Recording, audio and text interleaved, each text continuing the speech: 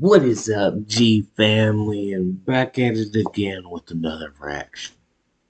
Alright, y'all, we got top 10 most epic fights in anime of 2021. Now, y'all know how we over here on our anime, we some weebs, dweebs, and all that on our anime, you feel me? So we're gonna get straight into this right now, but if you can do me a favor and run my likes up and subscribe to my channel, that'd be very much appreciated. I love you, alright? But we're gonna get into this video.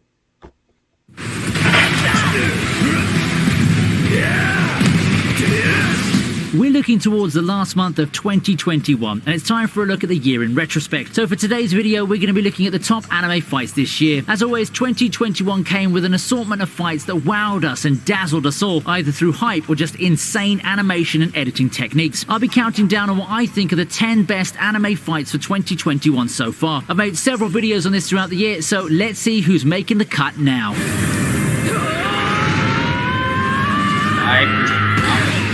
Dai vs. Baran is what I'd call an underrated gem, kind of like the show where it came from. It truly harkens back to the days of old with I have not seen this anime, but from the looks of it, it looks like I might have to see this anime. You feel me? Let me know in the comments below. Did you guys see this anime? Is it worth seeing?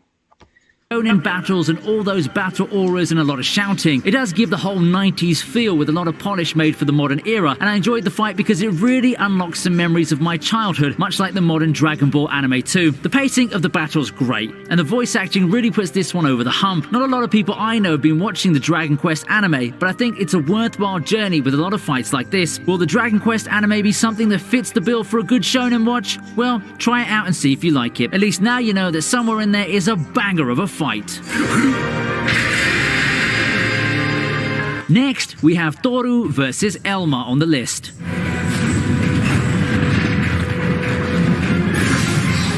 Seriously, did anyone expect this? Out of Dragon Maid of all things. KyoAni is not exactly the studio well known for hype-inducing fights filled with intensity and special effects. Dragon Maid's an anime that's a comedic slice of life that's more known for both its wholesomeness and fan-servicey elements. Then we get one of the most unexpected yet insane fights I've seen this year. I mean, really, just look at this battle. It's got some animation techniques and effects that will put a lot of modern anime fights to shame. I also loved how the two of them went to each other with such intensity. You'd expect something like this out of some well-produced action shows and not a slice of life where the dragons spend most of the time being adorable. Just a fair warning that as cute as these dragons look, they're all virtually weapons of mass destruction. A clash between two of them wouldn't be pretty, and this fight is proof of that. We proceed with Asta and Yami vs. Dante.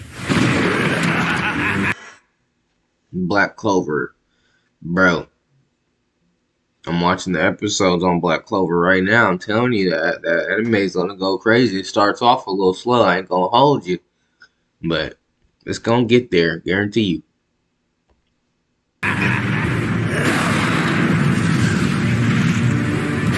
It's such a joy watching Black Clover's journey. In a way, it kind of reflects a shonen protagonist's growth, doesn't it? Starting off the black sheep of the bunch, but slowly and surely earning our love and admiration for the plot that became more and more engaging. Oh, and of course there's the fighting as well. Lots of cool fights, and in this final arc of the anime, we have this banger. I've always loved Yami as a character, and he just oozes coolness with whatever he does, and this fight definitely showcases that. But even the most badass mentor has that plucky hero to guide. With how Yami carried the first part of the fight before Asta comes in with the finish, it just shows that great mentor-student relationship that I've come to enjoy in these shonen shows. The two have a cool dynamic, and I loved seeing it all the way to the last arc. If you've put off watching...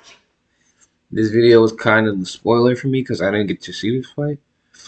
But bro, when I get to this fight, I'm gonna have to watch this 3-4 times. That gas, I mean. Black Clover then, maybe this would be a fight to get you back into it. It's definitely worth the journey.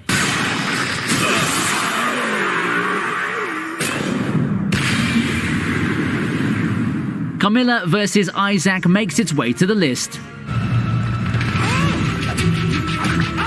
Our I've talked lots of good stuff about Castlevania, and even though looking at what we've already had this year, this fight does still hold up. In the bigger picture of things, this is one of the better fight choreographies in the battles that I've featured so far. It may not be too high budget or as fluid as some of the big titans of the anime battles go, but the pacing is on point. Back in my previous video that featured this encounter, I said that I placed it high because of its rolling showing off.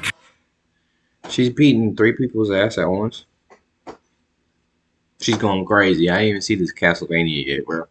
Let me know in the comments below. Should I watch this? It look like it's going crazy right now. I ain't gonna hold you. Character development. I still stand by that now, and I'd say that a good fight should also exhibit character. There are some haphazardly written fights, but you can really feel the personalities and the development shine with how the combatants battled in this one. It's understandable that people sleep on Castlevania, but it's a pretty good anime. Well, the latter is in a technical sense.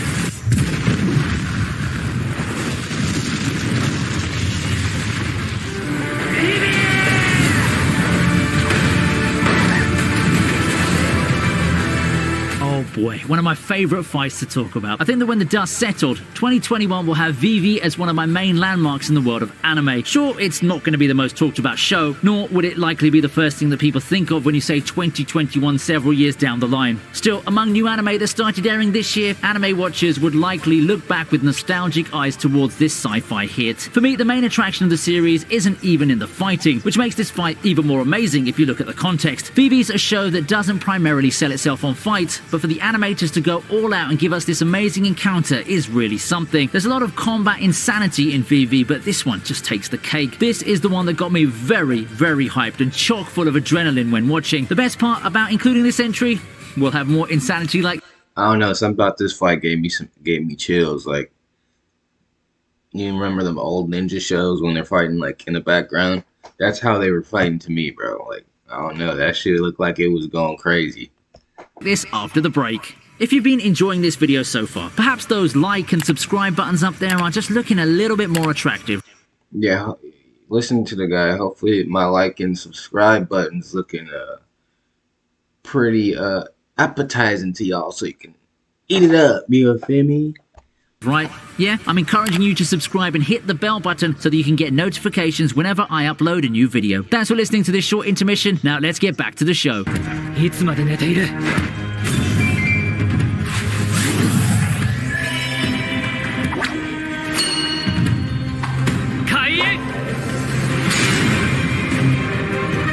At the time of this writing, Takt Op Destiny still has quite a long run to go, so why don't we look at the first episode fight? After all, first impressions are ever so important, aren't they? Entering a season, I know that many people didn't have high expectations from Takt Op Destiny. It's part of a game promotion first. Secondly, people have brushed it off as waifu bait since that's pretty much the name of the game now with mobile games, waifu gacha collecting. But this fight really blew me away, honestly. Then again, what else did I expect? It's Madhouse and Mappa, and if they want to sell a video game, they better do a damn good job with the anime adaptation. And a good job they did with this astounding display of effects, goosebump-inducing transformation sequences, and display of fireworks and sheer destruction. First impressions are very important, and let's just say that Takt Op Destiny impressed me so much in the first episode for me to have this fight as one of the best in 2021.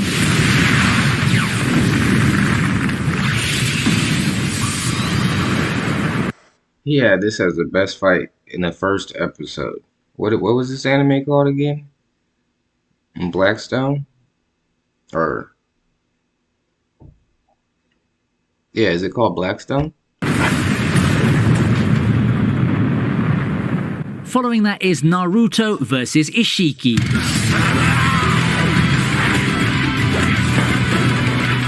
The Baryon Mode fight, as I like to call it. It's a fight that got all the Naruto fans involved back into the thick of things, and quite a bittersweet swan song. Perfect combination for a fight which serves as Naruto's final blaze of glory. The whole fight kept me on the edge of my seat due to how impactful each attack seemed. The production for this scene is top notch, as it should be for such an important moment. Ishiki has more than proven himself in battle before, so seeing Naruto start to get the advantage on him was such a cathartic moment. Like a lot of modes in anime, Baryon Mode does have a drastic drawback, and it set the stage for what I feel like is one of the most emotional...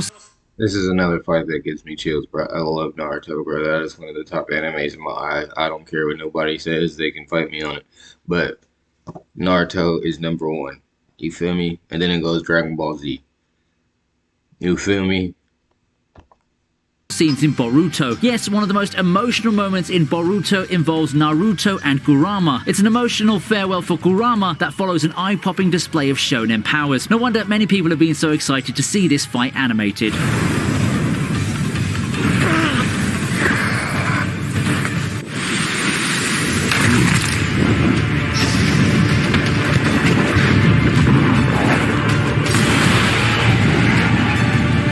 Gintama, the final, capped off a long whirlwind of a ride, putting a fitting end to one of the best shonen franchises there is for me. It's especially hard on an emotional level. It's a whole culmination of a long journey, and Utsuro serves as the perfect final antagonist. Overall, this fight had a lot of impact on me. I won't outright put it up as one of those fights that will change how you see anime forever or anything outrageous like that, but it's a damn good fight that will live on in history as a solid finale to Gintama.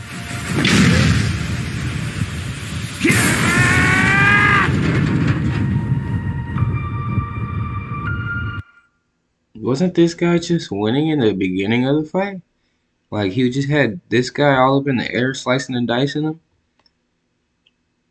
The outcomes of battles in anime are something, like, you gotta really watch for.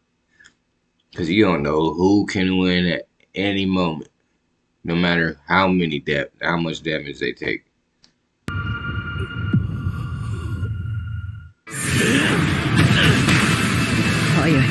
I'd say that MAPPA really put themselves on the map these past few years, didn't they? First taking over the production of Attack on Titan, then being the ones behind Jujutsu Kaisen's awesome battle scenes. Jujutsu Kaisen has a lot of noteworthy battles, but this one by far is my favorite. Team fights are good if you can see the chemistry and the synergy between the fighters, and with how Yuji and Todo fought together, you can really see their dynamic in full display. It's a mentor-disciple type battle, not too unlike the Yami and Asta one a while ago, but with the full benefit of MAPPA's breathtaking animation. And while Gojo didn't participate much until the closing moments, that Halo Purple was still super amazing. Truly wowed the whole fan base then, and it is something for us to remember. No one's sleeping on Jujutsu Kaisen anytime soon, and it's easy to see why. After this video, I'm about to watch this shit, right? I ain't gonna lie. I haven't seen this, and I'm about to go watch it after this.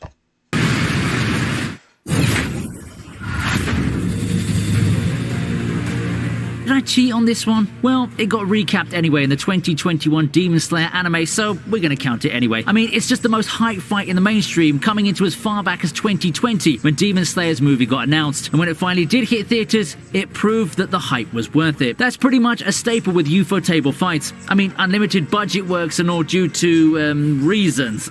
Whichever method you choose to enjoy the fight though, you'll just be amazed by how Rengoku and Akaza's techniques are put on display. I expect a lot out of the person with the title of Fire Pillar, and you do have to see him fight to truly experience what his powers are like. What makes this fight a winner is the emotional weight it carried. I know you guys would have probably gotten tired of people flooding the airwaves while hyping up Demon Slayer fights. This is the movie, or this is episodes? Because this is episodes. I gotta catch up.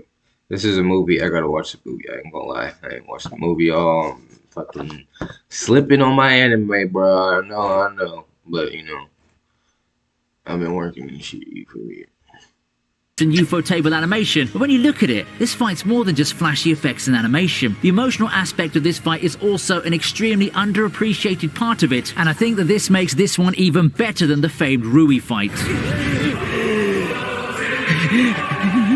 So, in addition to showing you some of the most amazing masterpieces the anime world has given us this year, I hope that I've introduced you to some anime that you were on the fence with picking up. There's a lot of spectacular fights to be enjoyed, and some of them might have even been in shows that you haven't even bothered with. Alright, you guys. You know what time it is. It's the end of the video, y'all. If you watched all the way through, make sure you can press that subscribe and like button. And if you guys want me to react to anything, comment down in the comments below. But I'm gonna let you guys know one more time. Like, comment, share, and watch the whole video through. It really helps me out. And I appreciate you. G-React signing out, and I'll see you in the next reaction.